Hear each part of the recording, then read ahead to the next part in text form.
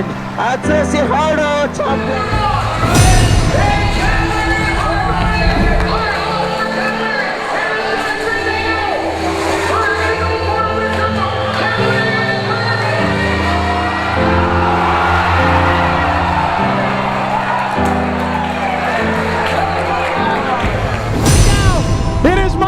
To introduce your 2008 8-scale champion of the world. Yes, this is like my dream, big dream, big dream.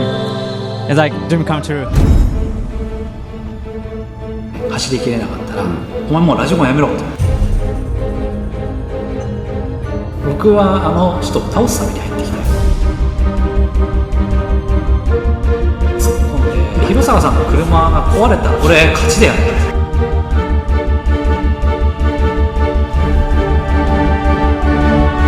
優勝した喜びよりもさ、これでやっとプロになれるな。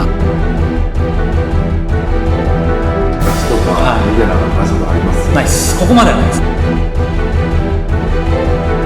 そうですね。引退はしないです。もうすでにちょっと新しい仕事を。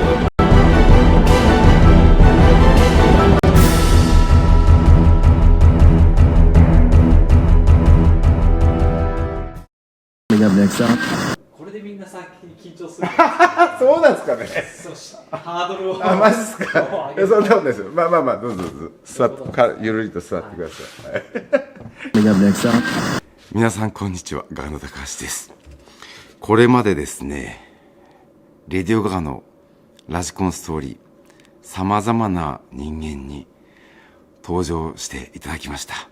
私がこのような座る形でね、YouTube を撮らせていただいて、その始めた頃にはですね、ちょっと想像もつかなかった。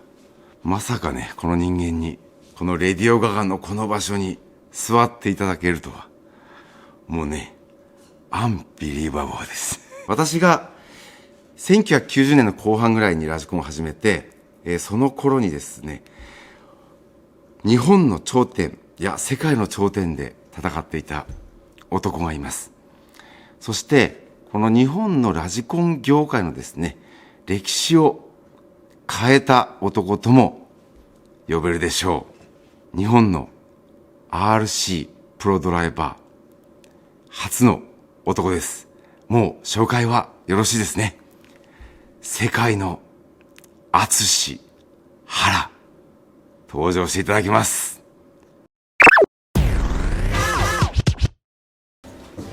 炭酸水ですか？うちのラジコンストーリーは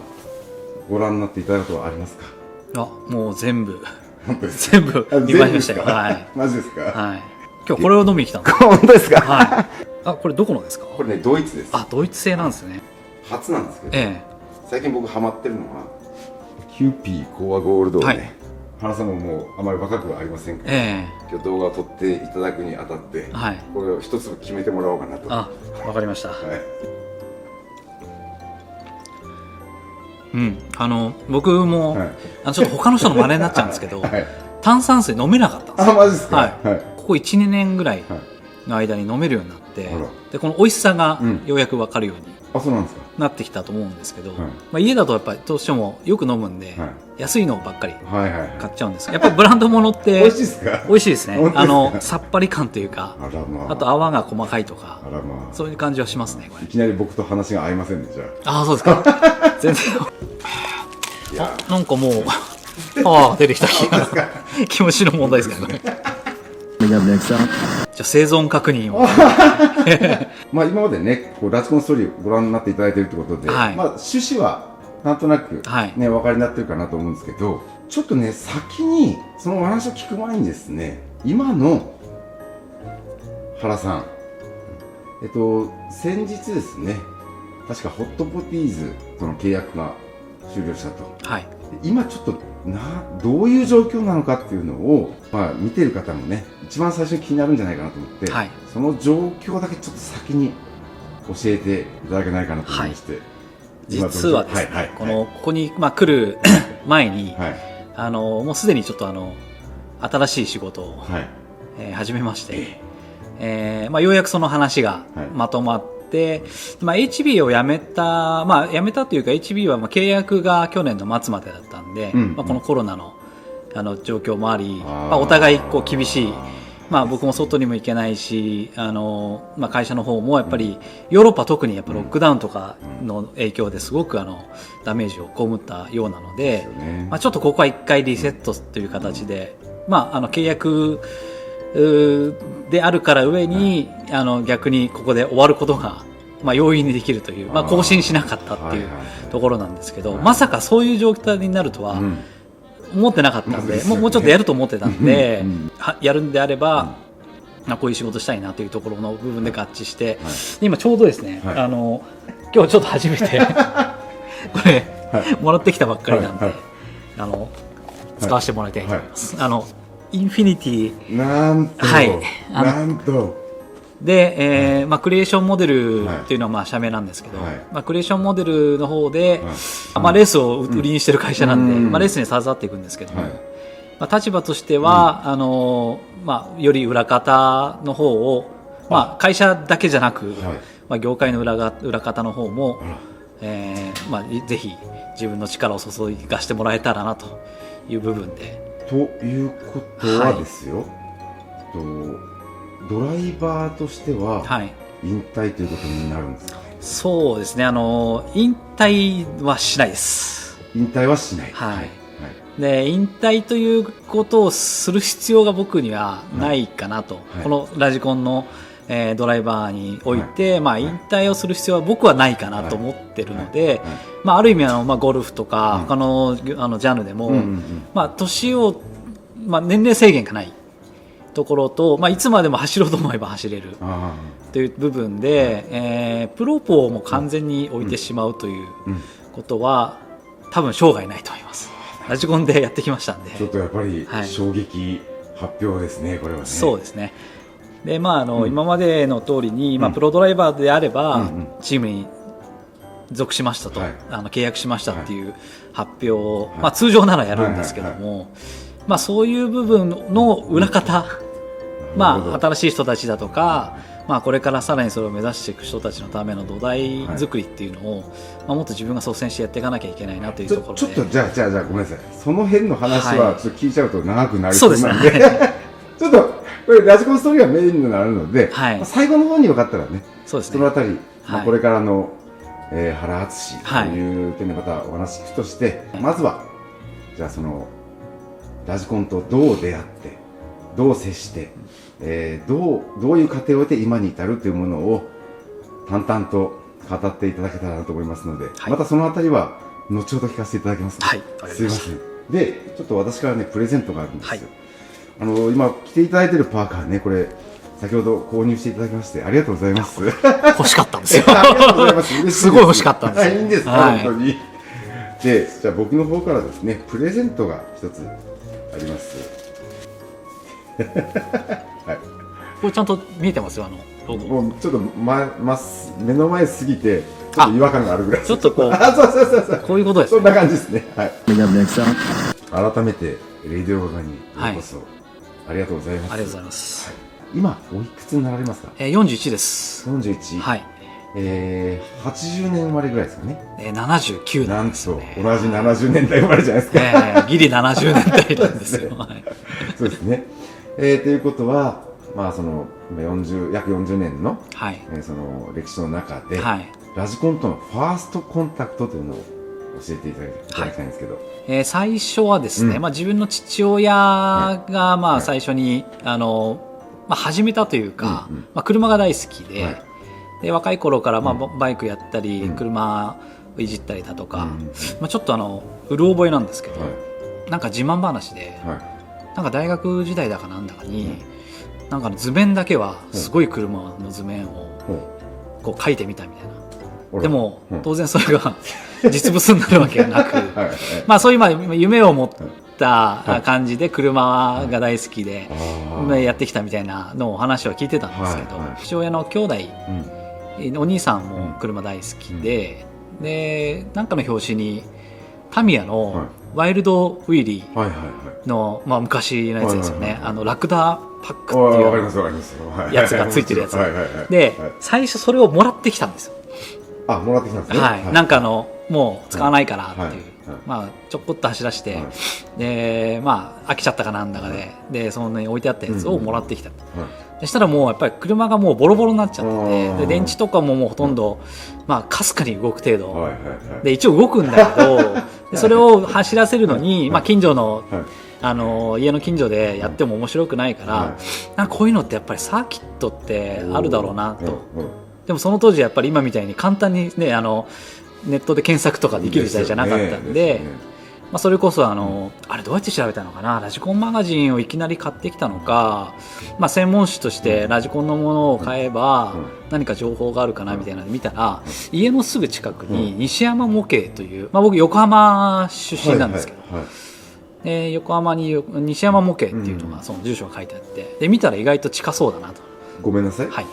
それはちなみにおいくつぐらいの時ですか？それがですね、10歳9歳まだ9歳だったかな、10歳にちょうど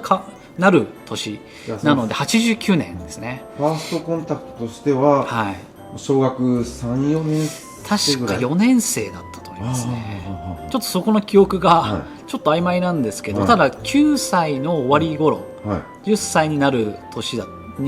に始めたはずなんで、じゃあ結構ほらラジコンのねプロドライバーの方だと、はい、 3歳からやってるとか6あー歳からやってるとかありますそうけど、そうではなかったということですね。そうですね、意外そこでの比べるとなると、もう僕は結構後の方ああかもしれないでそうですよすね。ね。へえ。まあ遅くはなかったかもしれないけど、早くはなかったそうですんですよね。ね。なるほど、ごめんなさい、はい故障って。あいえいえその西山模型さんですね。はい。で西山模型さんに行ったら、なんかものすごい人がいっぱいはいて、確か週末だと思うんですけど、うんうんうん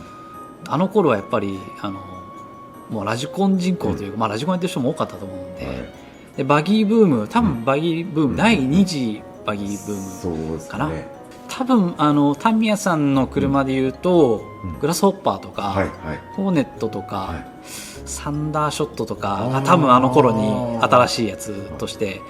出てたんじゃないかなと思うんですけど、ドラ君の口からサンダーショットって聞くとなんかワクワクしますね。なんかねそうですか。で始まりはまあタミヤのそのワイルドウィーリーという車は手にはしたんですけど、うんうん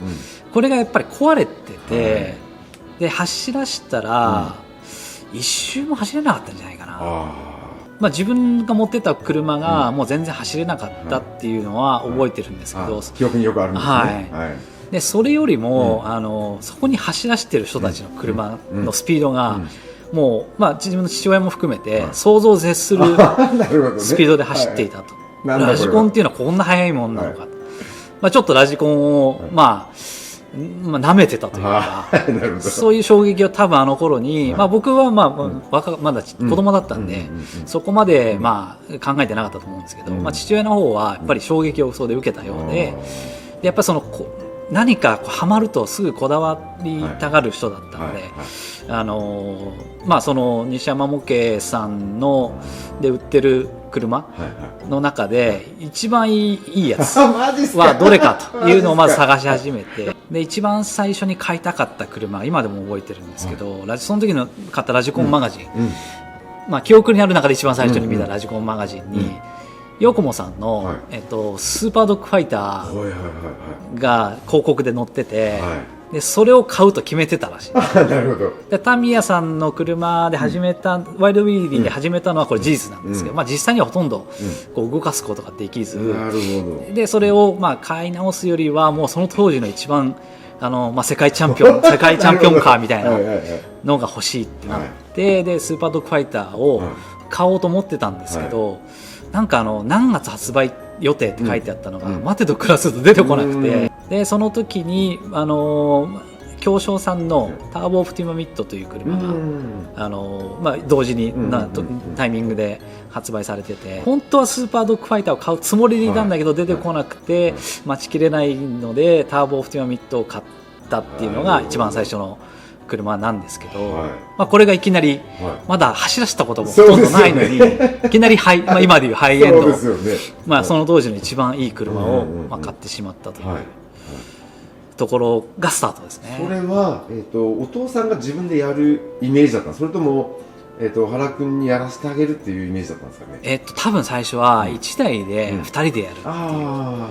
あ、もうそういう感じだったと思いますね。一緒に、遊ぶっていうところで始めたんだと思うんですけど、であれどこで買ったの、通販かなんかで買ったのかちょっと分かんないですけど、そしたらもう気がついたらもう家にその車があって、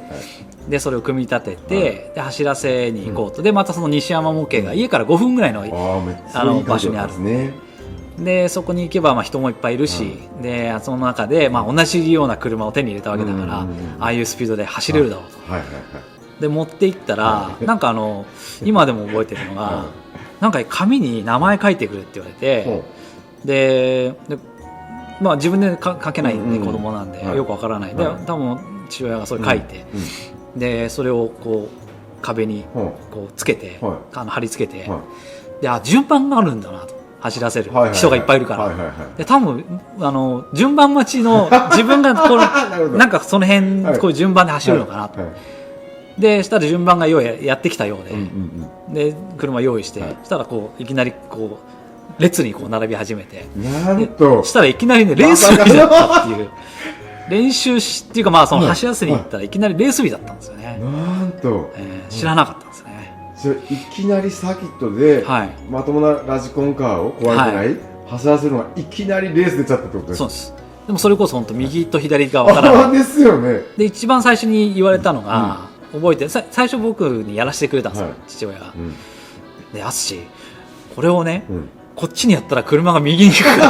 らこっちにやったら左に行くからでこれをこうやったら前に進むからって言われてやったんだと思うんですよね。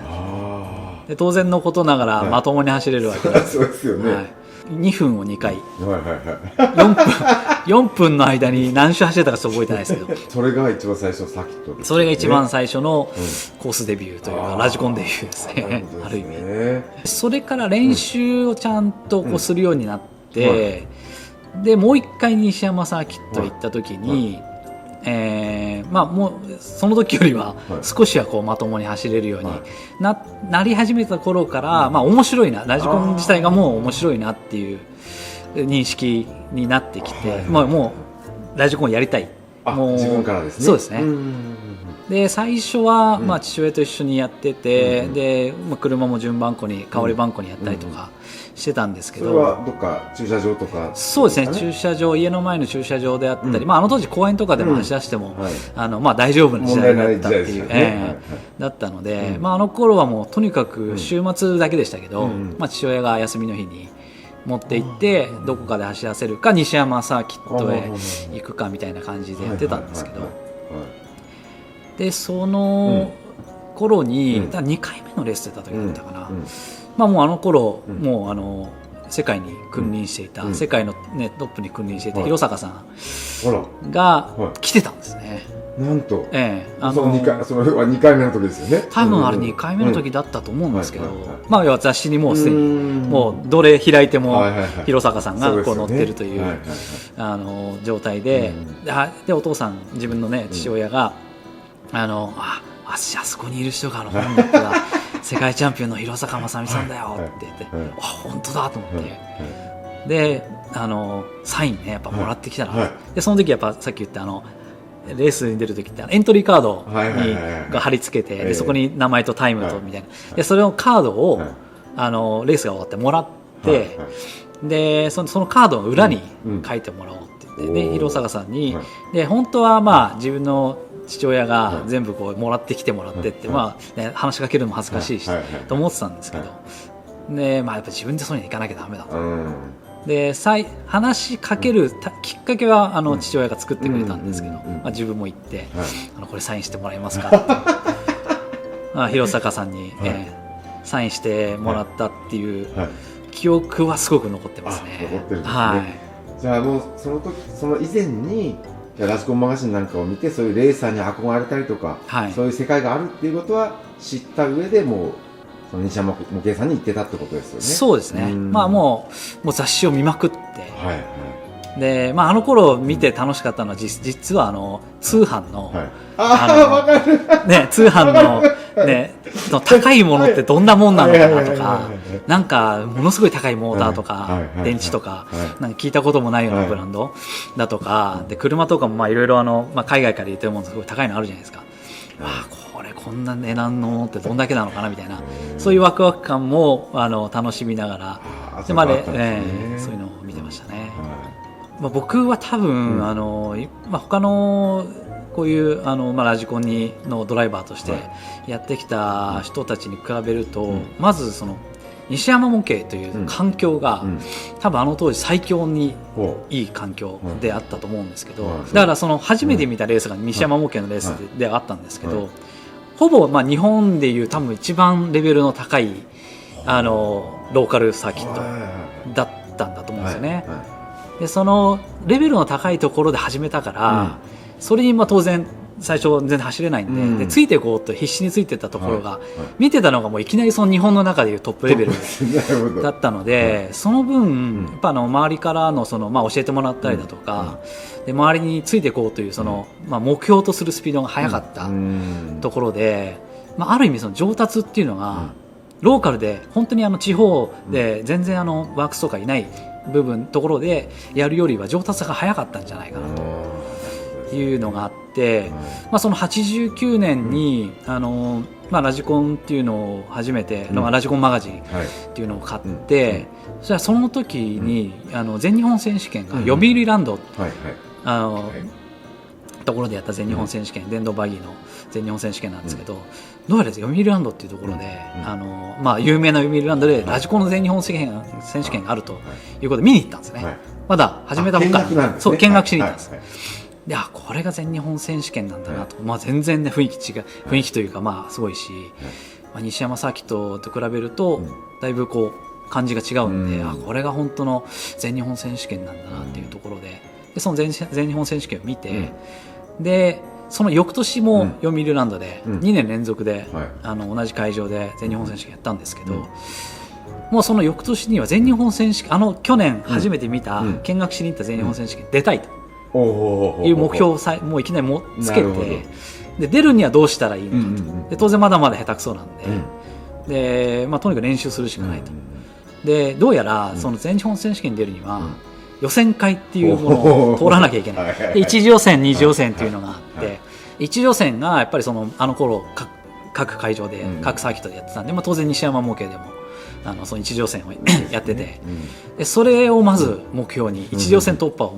目標に、まあ、練習を公園でしたり、まあ、あとは他のクラブレースに参加したり、いろいろ行かれたりしたんですね。そうですね、当時、まあ、僕が住んでるところからだと、まあ、今でもレースやられてると思うんですけど、フェニックスさんっていうところと、あと今はもうなくなってしまったと思うんですけど、ヒルトップさんというところと、あと京商さんが結構特設コースでやってる京商カップみたいなレースとかもやってたんで、でそういうのをちょっと情報調べて、でそういうのには参加したりだとかしてたんですけど、まあ、その時にいろいろやっぱりワークスと触れ合う機会が多かったんで、まあ、そのスピードにとにかくついていきたいなと。でやっぱその一つ一つの自信みたいなものをちょっとずつつけていって、まあ、僕の中ではこれその当時知ってる人は結構懐かしいなって思うと思うんですけど、そこに翼くんっていうもう大人のクラスに出た方がいいんじゃないかっていうレベルの子がいたんですよね。でちょっと名字覚えてないんですけど、翼くんっていうもうその当時結構雑誌ではローカルなところで紹介されてて、これがもう将来有望な翼くんみたいなのがあったんですけど、で年も多分僕と同じだったかな、1個上だったかな、ちょっと覚えてないんです、まあ、ほぼ同じぐらいの年で、でもう全レベルが違うんですよね。使ってるものも当時シュマッカーがすごく流行ってて、で、まあ、広坂さんがシュマッカーで優勝して、その後ヨコモに移籍したんですけど、まあ、その時のシュマッカーがやっぱり車としてはすごいやっぱり性能が高くて、タイヤもやっぱシュマッカーのタイヤ高いんですけど、やっぱシュマッカーのタイヤがすごい速い。で最初はやっぱそれを自分は手に入れられなかったんで、その、もの自体の差もあったのかもしれないんですが、圧倒的にまず腕の差があって、である時のそのレースでそのフェニックスのレースで、全然参加者がいなくて僕と翼くん2人しかいなかったんです。でその時に、当然もう、翼くんには全くかなわずなのかなっていうみんなが思ってたと思うんですけど、その時に予選1回目走った時に、2台でいきなりあの頃って一斉スタートなんで一緒にスタートするじゃないですか。あっという間に引き離されたんですよね。でしたら自分の父親が、翼くんはもっとお前よりも早めにハンドルを切ってると、いつも遅すぎて曲がり切れてないと、だからもうちょっと早く切らないとこう曲がれないと、でそれを言う通りにやってみたら、その次のラウンド翼くんについていけたんですよね。なんと一瞬ですけどね、でそれが多分1週か2週ぐらい、でその時に会場が結構湧いてたんですよ。なんださっきは全然ダメだったけど、今のは結構いい勝負してんじゃないみたいなのでちょっと盛り上がってたのを覚えてて、でそれがすごい自信になったんですよね。子供的な発想ですけど、早くハンドル切れば翼くんと戦えるんだよね。そんなんですよね。でそれで自信をちょっとずつつけながら、でその翼くんに揉まれながら、で他のレースでは大人に揉まれながら、でやってるうちに、少しずつ上手くなっていって、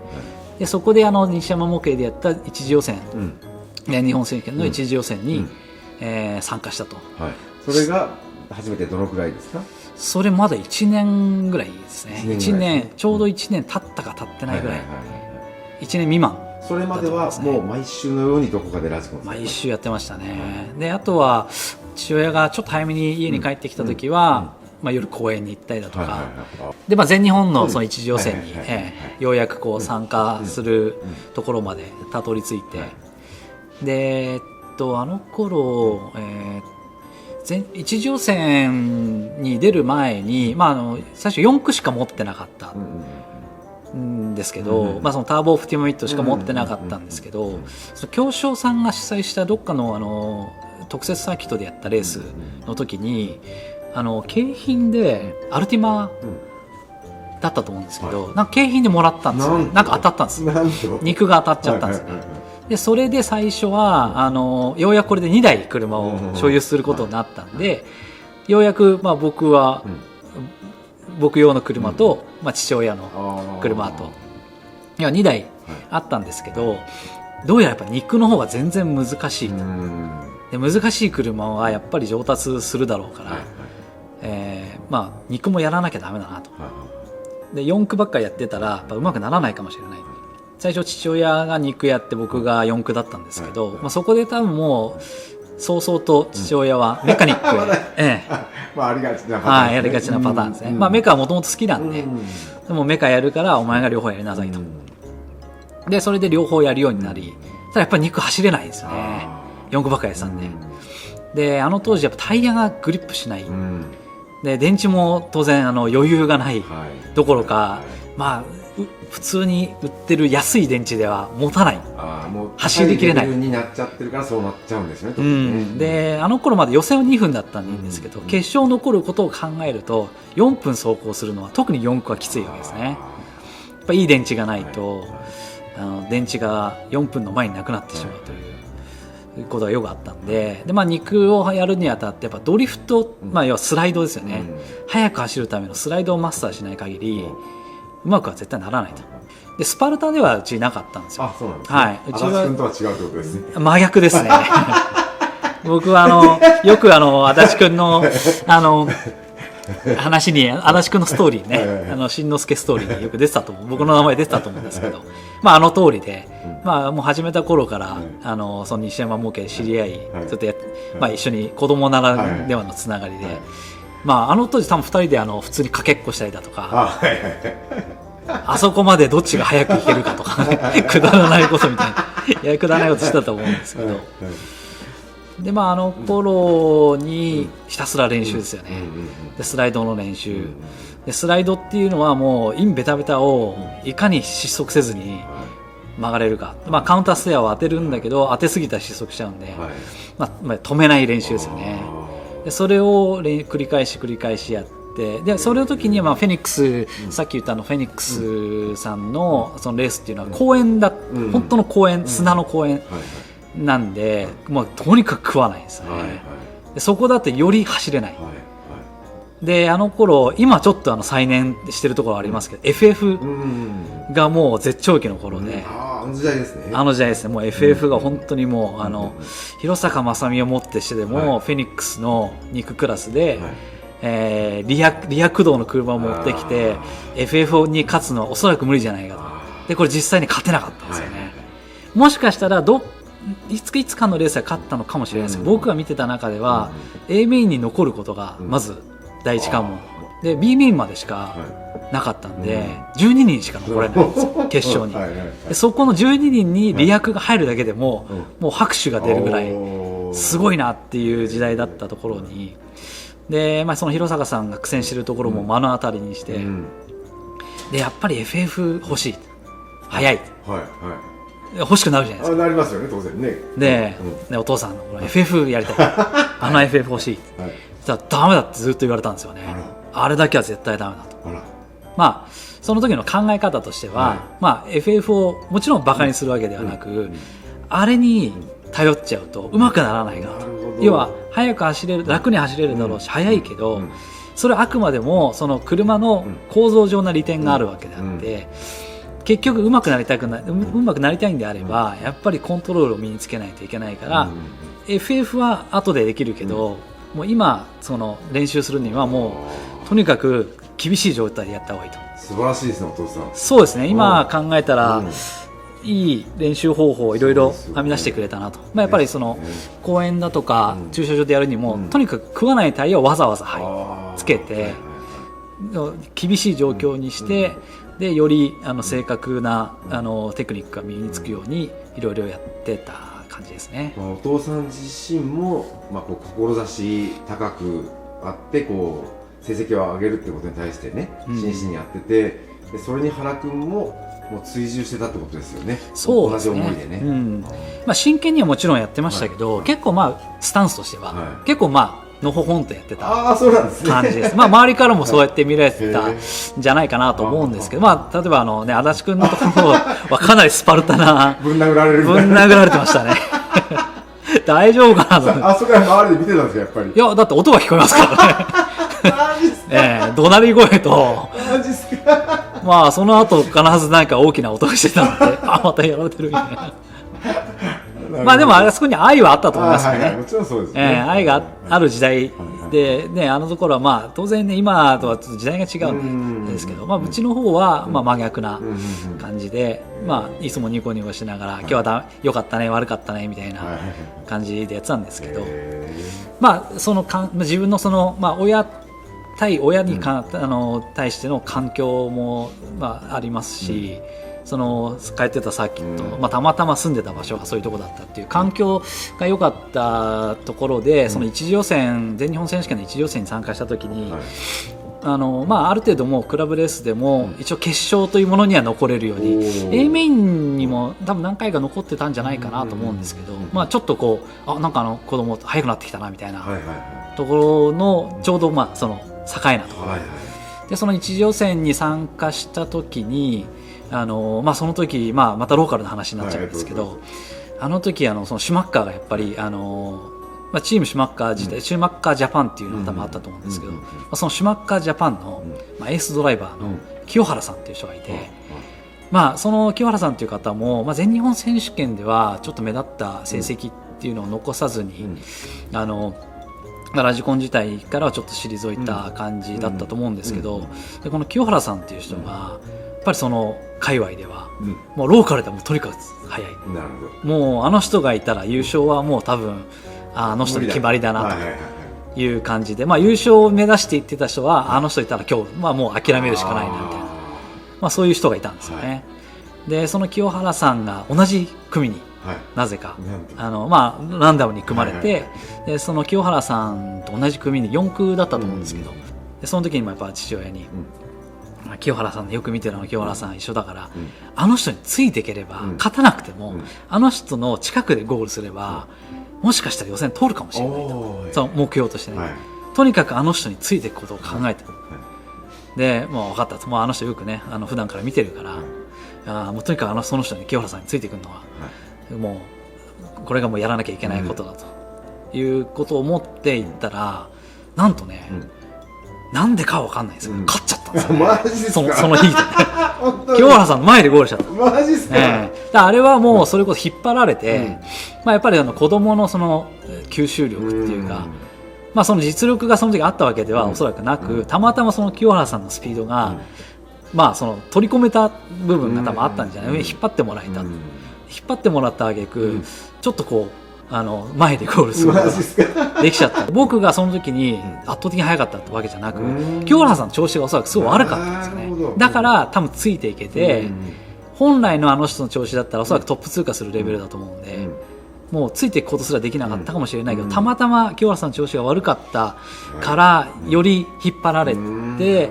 でそれで10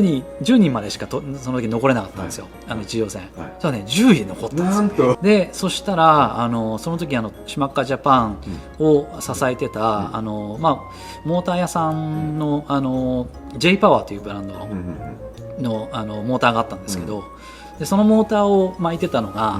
関口さんっていう有名な方なんですけど、この関口さんっていう人が、弘坂さんが初めてバギーで世界チャンピオンを取った時に、HPI の宇野モーターっていうのがあったんですけど、その宇野モーターを巻いてたのが、手巻きで巻いてたのが関口さんなんですよね。弘坂さんがその世界チャンピオン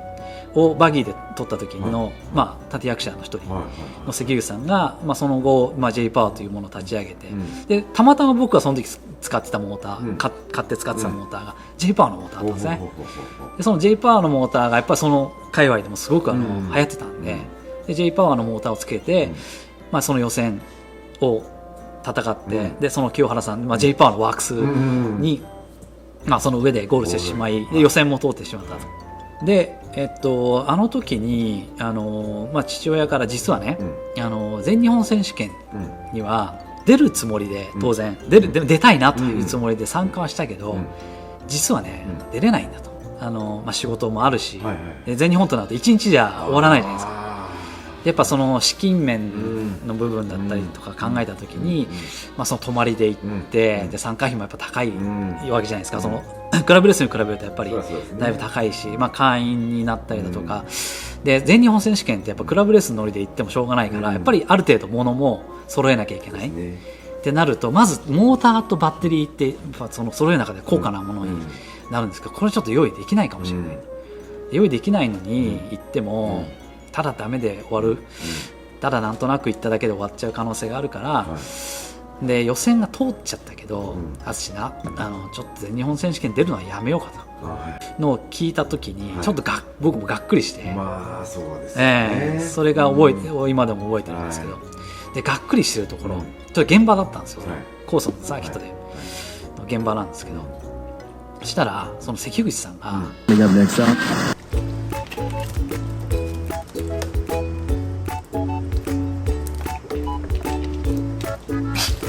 いつも動画見ていただいてありがとうございます。非常に活かされております。よろしければね、チャンネル登録ぜひよろしくお願いします。また Twitter、インスタ、